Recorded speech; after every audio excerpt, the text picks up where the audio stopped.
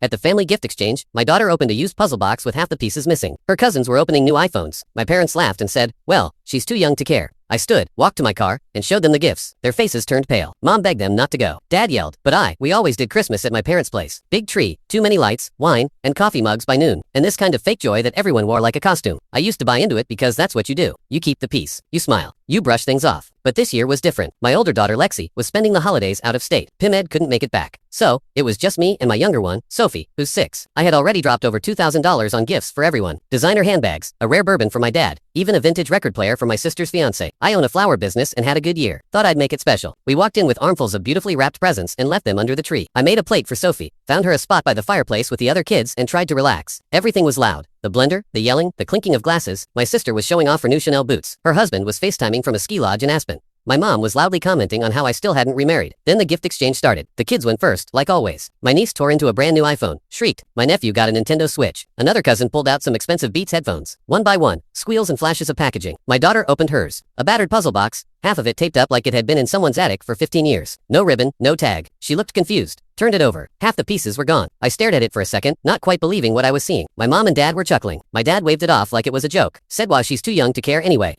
Sophie looked up at me. She didn't cry. That made it worse. I stood up and told her to grab her coat. Nobody reacted at first. Too busy filming themselves or pouring more wine. We walked out in silence. I popped the trunk and started pulling out the gifts I had brought. The Louis Vuitton tote I had picked for my mom. The Mulberry Cross body for my sister. The custom whiskey box with Dad's name engraved. I walked back in and laid everything on the kitchen island. Nobody said a word until my mom saw the tags. She reached for the tote. I pulled it back. These were your gifts. But if this is how you treat my daughter, you don't deserve them. My mom's face drained of color. My sister tried to laugh it off. My dad told me to stop being dramatic, but I walked out, put the gifts back in the car, and drove away. The messages started 5 minutes later. Then the calls. First my mom, then my dad, then my sister, each more furious than the last. I didn't answer any of them. I was just getting started. By the time I got home, I had 11 missed calls and 4 voicemails. 2 from my mom, 1 from my dad, and 1 from my sister. All variations of, are you serious right now? And you're being immature, and you ruined Christmas. Not one message mentioned Sophie. Not one asked if she was okay, asterisk at the family gift exchange. My daughter unwrapped a worn-out puzzle box with half the pieces missing. Around her, her cousins were opening brand new iPhones. My parents laughed and said, she's too little to notice anyway.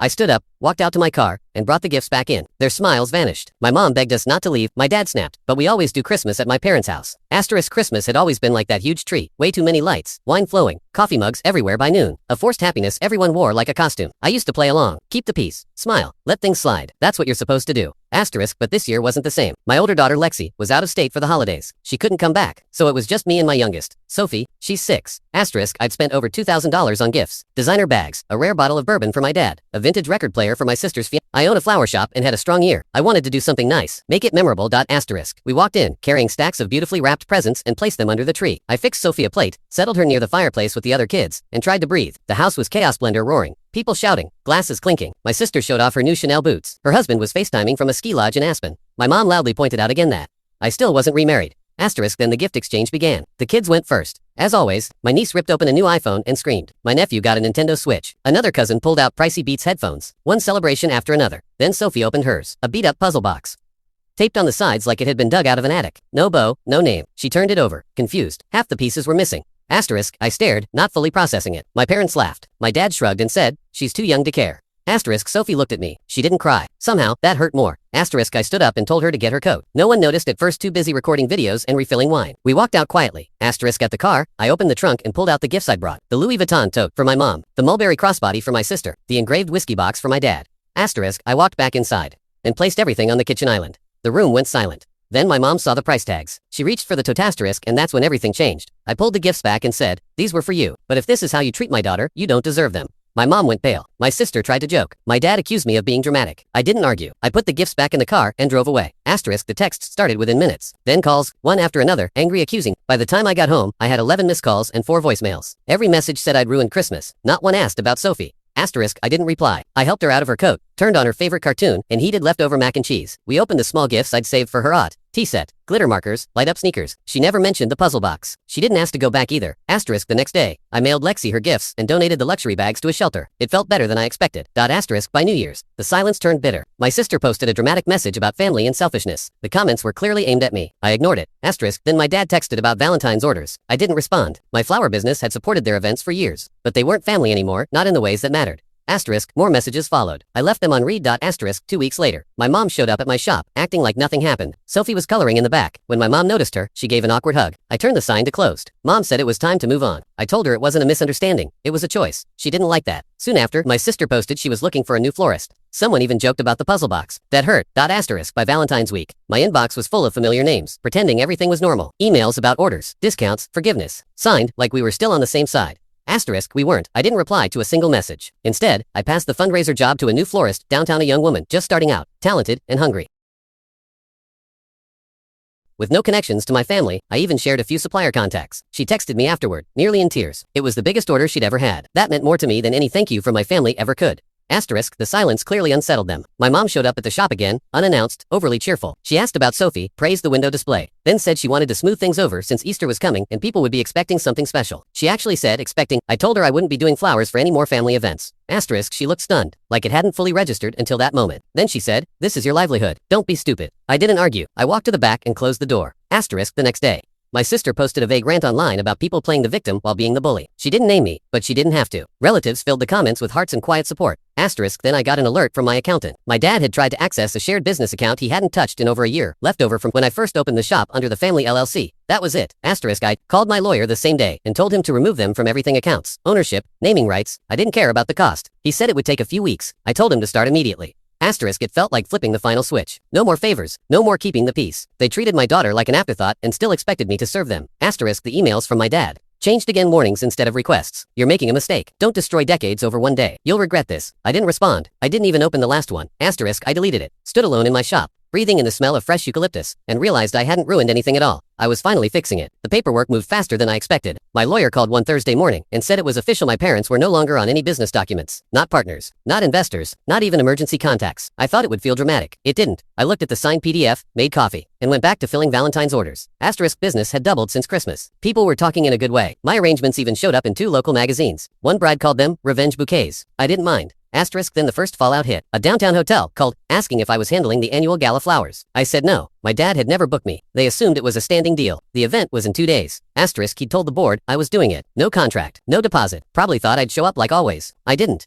Asterisk, photos from the event surfaced, ladder, plastic centerpieces, empty tables. His name took the hit in the comments. Petty, maybe. I still saved the screenshot. Asterisk, by the next week. They blocked me. Asterisk, then my sister's fiance's mother came to the shop, clearly uncomfortable. She needed someone reliable for a shower. Paid full price. No discounts. I included a small card. Handled with care. Asterisk, after that, my mom started calling Sophie's school. The office emailed me saying grandma had tried to change the pickup list, claiming a family emergency. I shut it down immediately. Asterisk, when I called the school myself, I almost laughed, and then something unexpected happened. One night, Lexi called me from campus and said grandpa had contacted her friend, not her. He offered the friend $500 to convince Lexi to come home for Easter. I asked if she was okay. She said she was, but it felt creepy. That part hit me. They used to act like Lexi didn't exist after she came out. Now she was suddenly leveraged. Asterisk, I told her not to respond. She said she wouldn't. Then she added, I'm proud of you for not going back. I didn't reply right away. I didn't need to. I knew then it was working. Asterisk, it didn't collapse all at once. It unraveled. Asterisk, a longtime corporate client casually mentioned she was skipping the city's spring charity auction. Said the planning committee had turned into a circus. After a pause, she admitted my dad had blown up over flowers during a meeting.